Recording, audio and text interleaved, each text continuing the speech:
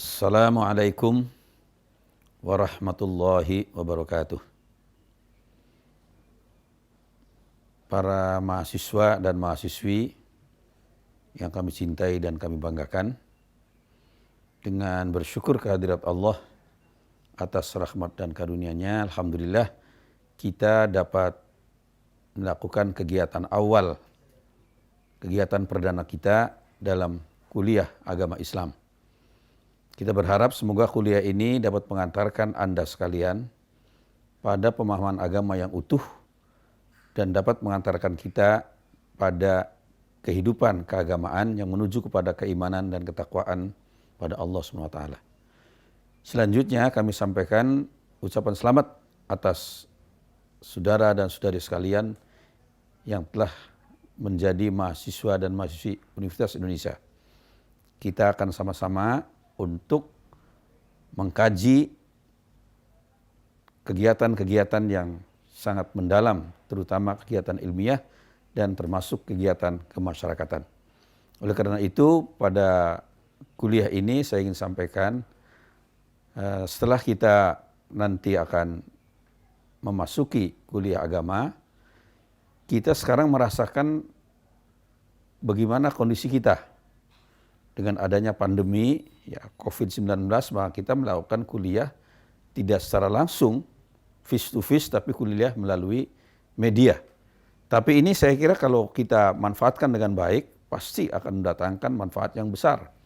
Bahkan bisa lebih luas. Mengapa? Karena kita bisa melacak literatur yang lebih jauh dan lebih mendalam dan lebih banyak. Dengan demikian kita berharap kepada Anda sekalian, para mahasiswa-mahasiswi, untuk rajin melakukan pengkajian dan pendalaman dari berbagai literatur yang berkaitan dengan kajian agama.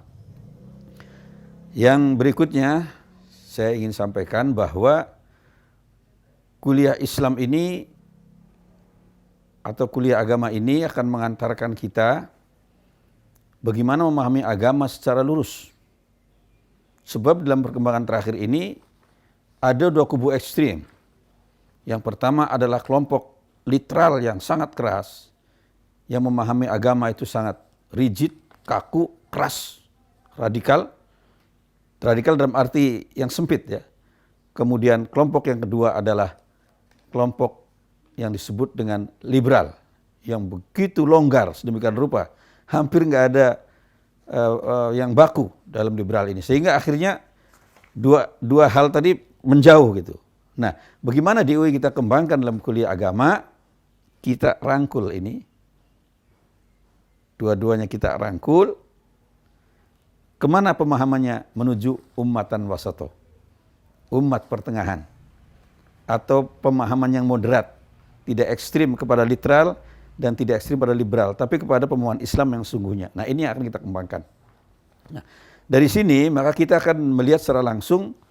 Kita ingin mengetahui bagaimana perkembangan pemahaman agama sekarang ini yang terjadi di kalangan anak-anak muda, terutama merambah anak-anak muda.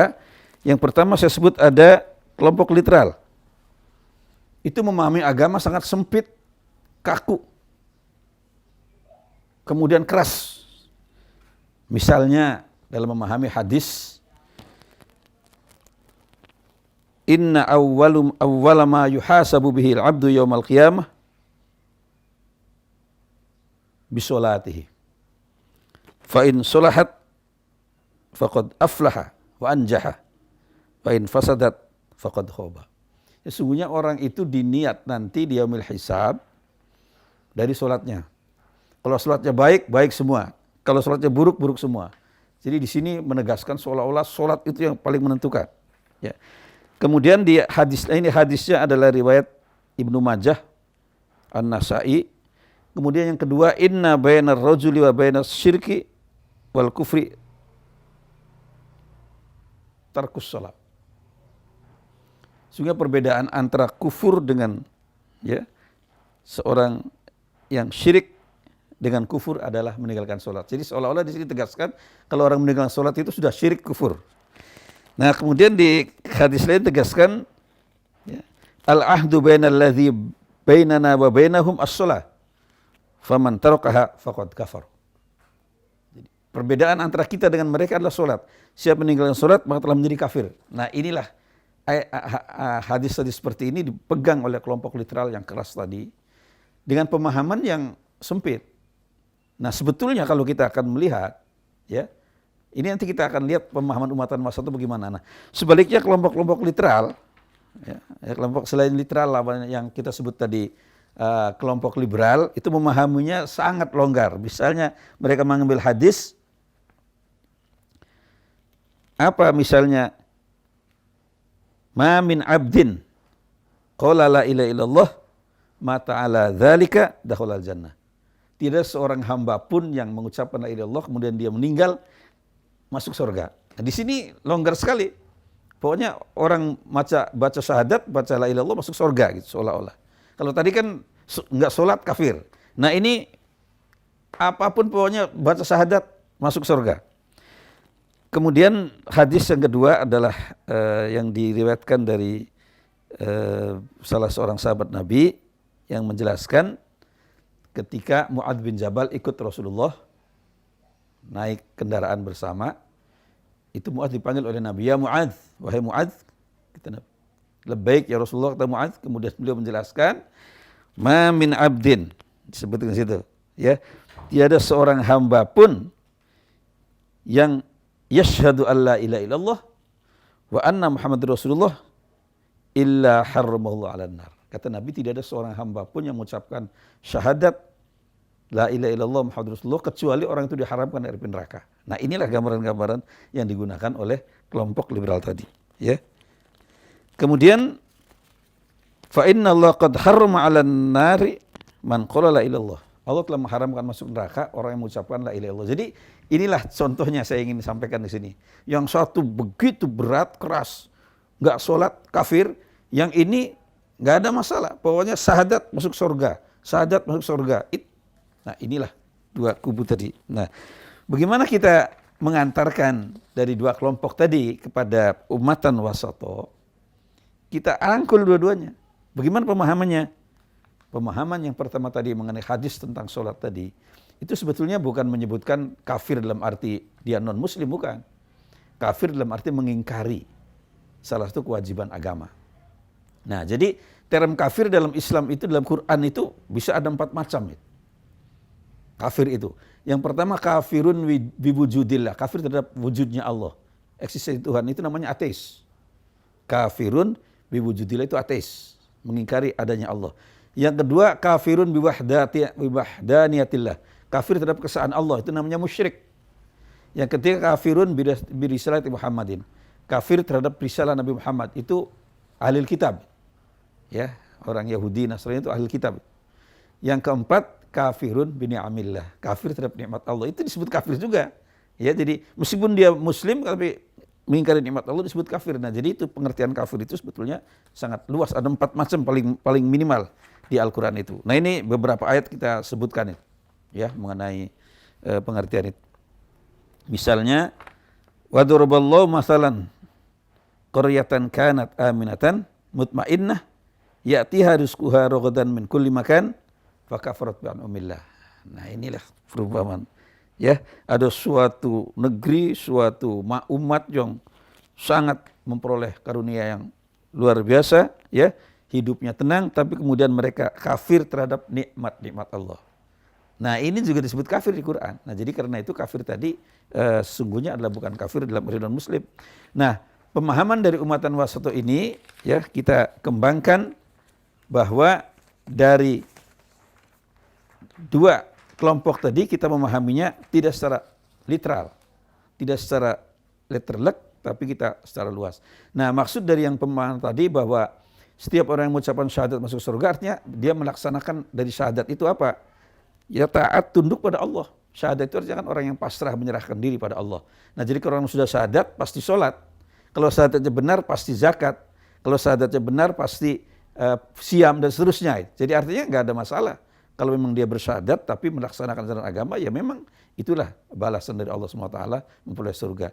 Nah, sebaliknya kalau orang ini melaksanakan tidak melaksanakan sebagian ajaran agama, ya dia itu dosa.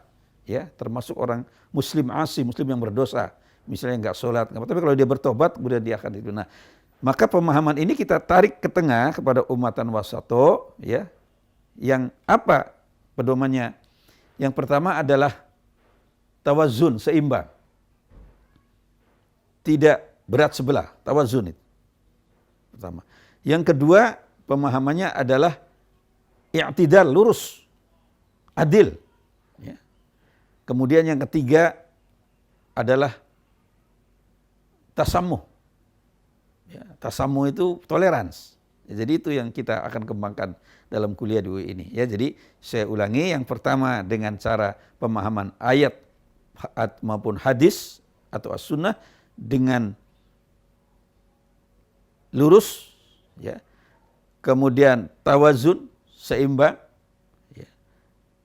Kemudian tawasud, ambil jalan tengah, moderat, tawasud namanya. Kemudian yang keempat adalah tolerans, ya, atau tasamuh, tolerans. Nah, inilah dengan cara seperti ini maka pemahaman yang ekstrim tadi bisa dihindari. Tapi menurut pemahaman yang sebenarnya yang kita sebut umatan wasato. Sebagaimana disebutkan di dalam Al-Quran, waja'alnakum ummatan wasato. Ya, kami jadikan kamu sekalian umat pertengahan atau umat moderat, yang inilah yang digambarkan di dalam kuliah-kuliah kita nanti. Nah, dengan cara seperti ini maka pemahaman keagamaan kita akan lurus dan tidak terjebak dalam pemahaman yang kita sebutkan dua macam kubu yang sangat menjauh itu. Tapi kita menarik dua-duanya menjadi pemahaman sebagai umatan wasato. Nah, pengembangan sampai saat ini, ya, dari pemahaman-pemahaman itu harus kita kembangkan lebih jauh sehingga kita bisa memahaminya dengan cara yang sangat baik. Ya. Dari hadis-hadis maupun dari ayat Al-Quran tidak bisa kita mengambil pemahaman dari satu ayat atau satu hadis. Harus kita kumpulkan sedemikian rupa. Secara holistik, ya, secara menyeluruh. Nah, kemudian juga kita kembangkan pemahamannya itu juga dengan pemahaman yang komprehensif, ya. Tidak parsial, tapi harus kita pahami secara integral. Nah, inilah yang akan melahirkan nanti pemahaman agama yang utuh, yang sesuai dengan tuntunan dari Nabi dan para sahabatnya. Ya, itulah yang kita akan kembangkan pada kuliah-kuliah kita di UI. Nah, untuk inilah para mahasiswa, mahasiswi yang kami cintai, maka tugas kita semua adalah untuk terus mempelajari agama. Dan kita tidak boleh mempelajari agama itu dari satu kelompok atau satu orang saja, harus banyak, kita terbuka. Ya, belajar agama kepada siapapun yang kita sehingga nanti dapat perbandingan, ya, sehingga kita nanti tidak menjadi pemahamannya sangat sempit, ya, tapi harus kita luas. Nah, di dalam kuliah agama nanti kita akan memperoleh ini, dan nanti dengan tema-tema yang sudah ditetapkan, ya, nanti bisa didiskusikan lebih jauh, dan dari tema-tema ini kita akan bisa mengembangkan pemahaman demi pemahaman yang berkaitan dengan akidah demikian luas, kemudian berkembang menjadi ilmu tauhid dari akidah itu, dengan pengembangan para ahli menjadi ilmu kalam, ya, ilmu kalam dengan berbagai alirannya, kemudian dari syariah dikembangkan oleh para ahli menjadi fikih dengan berbagai mazhabnya, itu luas sekali, ya, mazhab-mazhab fikih itu luas sekali. Kemudian dari akhlak dikembangkan dengan ilmu tasawuf dengan aliran-alirannya, ya. Kemudian dari filsafat juga dikembangkan sedemikian rupa sehingga nanti menjadi utuh pemahamannya. Nah, dari aspek-aspek inilah nanti kita akan mendalami ajaran Islam dengan cara yang sebaik-baiknya dan dapat dikembangkan, ya, kepada yang lebih jauh. Nah, dari sini lalu kita akan menyampaikan kepada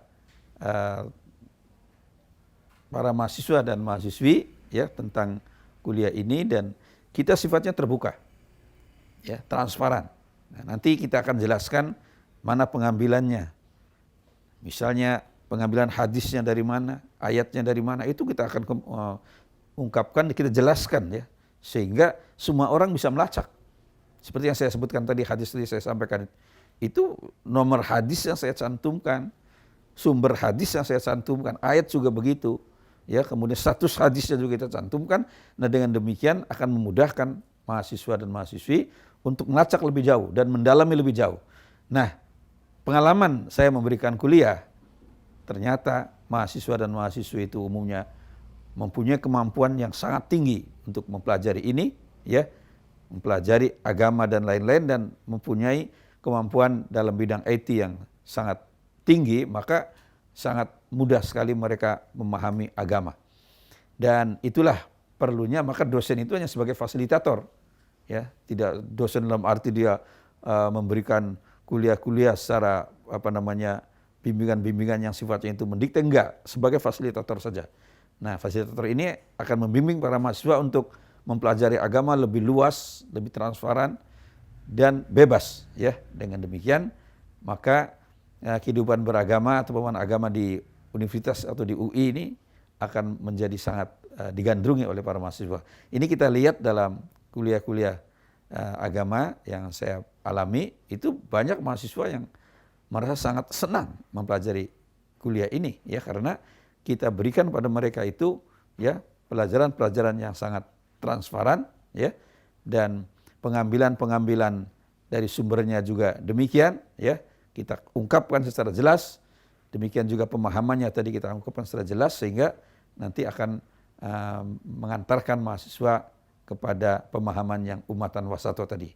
Ya, jadi umatan wasato, saya ulangi, itu cirinya itu yang pertama pemahamannya adalah tawassut, pertengahan. Tidak ekstrim ke literal atau ekstrim ke liberal, tapi tawassut, pertengahan, moderat. Yang kedua tawazun, seimbang. Ya, pemahamannya seimbang, tidak berat sebelah. Ya. Kemudian yang ketiga adalah i'tidal, lurus.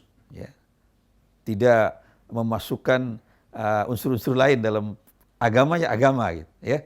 Kemudian yang keempat adalah tasamuh. Tasamuh ini bukan semata-mata tasamuh dengan kelompok agama lain, antara kita juga, ya, antara umat Islam ada tasamuh yang perlu dikembangkan, sehingga tidak ada di antara kita itu pemahaman atau hal-hal yang menjadikan friksi-friksi yang nggak sehat dalam kalangan kita. Maka ada tasamuh, kalau ada perbedaan, oke, nggak ada masalah. Ya, itu pemahaman kami, itu pemahaman Anda, silahkan. Ya. Kemudian dengan lain agama juga begitu, kita tasamuh juga, toleransi juga, sehingga tidak ada hal-hal yang menjadikan kita ini saling terhenti atau saling terkotak-kotak, ya. Kita tetap bergaul dan lain sebagainya menurut keyakinan masing-masing, itu dipersilahkan supaya berjalan dengan baik. Inilah yang ingin kami kembangkan dalam kuliah agama di Universitas Indonesia. Kita berharap semoga aktivitas kuliah ini dapat mengantarkan mahasiswa kepada pemahaman yang utuh dan mendalam dari ajaran agama dan dapat dipraktekkan dalam kehidupan sehari-hari. Amin ya rabbal alamin. Demikian, mohon maaf apabila ada kekhilafan dan kekurangan. Wassalamualaikum warahmatullahi wabarakatuh.